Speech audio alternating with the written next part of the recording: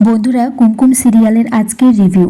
কুমকুম আপন মনে রাস্তা দিয়ে হেঁটে চলেছে তার আগের ফুলশয্যার কথা ভাবতে ভাবতে। এদিকে সামনে একটা গাড়ি চলে এসেছে। ঈশান এদিকে মালতীকে ফোন করে বলে যে মালতীর স্বামী কোথায় আছে। বলছে উনি হয়তো মদ খেয়ে কোথাও বেহুশ হয়ে পড়ে আছে। ঈশান তারপর কুমকুমের কথা জানতে চাইছে।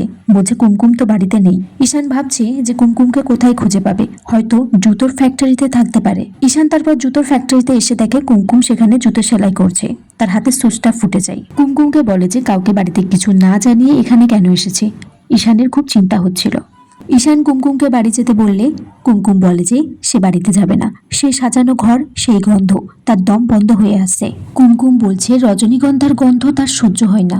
ঈশান বলছে এইটা তাহলে তাকে আগে জানালে সে এই সমস্যার সমাধান করে দিত, তাকে নিজেই কারখানাতে নিয়ে আসতো।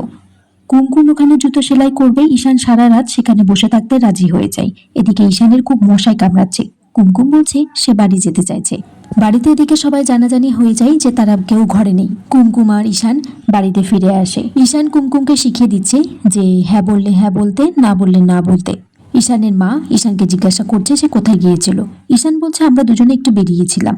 কিন্তু শাওলি বলছে কিন্তু দাদা ভাই, তোকে তো আমি একাই বেরোতে দেখলাম। ঈশান বলছে তাহলে তুই এই সমস্ত ঝামেলার মাস্টার মাইন্ড তুই। ঈশান তখন বলছে যে কুমকুম আগেই বেরিয়ে গিয়েছিল, আমি পরে গিয়ে ওর সাথে দেখা করেছি। আম্মা তখন সবাইকে বলছে যে যে যার ঘরে গিয়ে ঘুমিয়ে পড়তে, এরকম অশান্তি তার আর ভালো লাগছে না। ঈশান তারপর কুমকুমকে বলে যে চিন্তা না করতে।